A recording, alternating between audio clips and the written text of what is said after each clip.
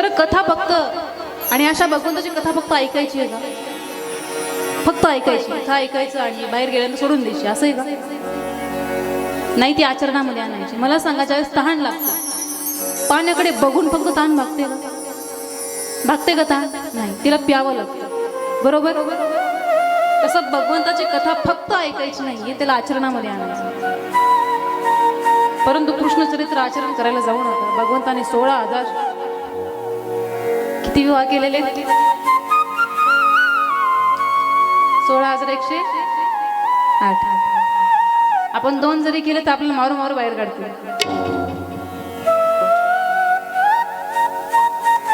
बरोबर का? कृष्णचरित्र आचरणामध्ये आणायचं नाही. भगवंतानी सांगितलेली गीता आचरणामध्ये आणायची. जे जे मार्गदर्शन भगवद्गीतेमध्ये केलेले ते आचरणामध्ये आणायचं. खरं तर भगवद्गीता वाचत असताना त्या अर्जुनाच्या जागी स्वतःला ठेवून बघायचं. महाभारताचं युद्ध त्यांच्यासाठी होतं, परंतु महाभारताचं युद्ध जर आता पाहायला गेलं तर आपलं स्वतःचं आयुष्य. अशा परम मंगलमय भगवंताची कथा फक्त श्रवण नाही करायची, तर त्याला आचरणामध्ये आणायचं.